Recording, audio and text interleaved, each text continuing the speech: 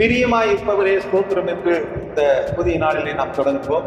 சங்கீதம் 11:7 பார்க்கும்போது, கர்த்தர் நீதி உள்ளவர், நீதியின் மேல் பிரியப்படுவார், அவருடைய முகம் செம்மையானவர்களை நோக்கி இருக்கிறது என்று சொல்லி நாம் பார்க்க முடியும்.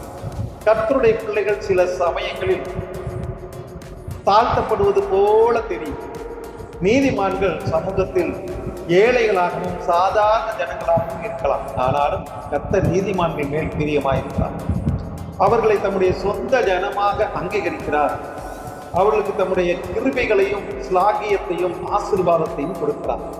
கர்த்தர் நீதிமான்கள் மேல் பிரியமாயிருப்பதினால் அவர்களை ஒடுக்கி துன்பப்படுத்துகிறவர்கள் மீது கோபமாயிருப்பார்.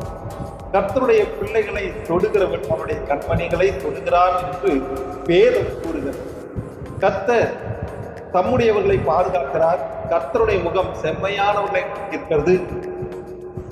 அன்பு தந்தை தன்னுடைய பிரியமான குமாரனை நேசிப்பது போலவே கர்த்தர் தம்முடைய பிள்ளைகளை நேசிக்கிறார், பராமரிக்கிறார், பாதுகாக்கிறார், அவர்களை மேன்மைப்படுத்துகிறார் என்று நாம் பார்க்கிறோம். ஆகவே நம்முடைய கடமைகளை நாம் செய்வோம். கர்த்தர் நம் மீது கிருபையாயிருப்பார்.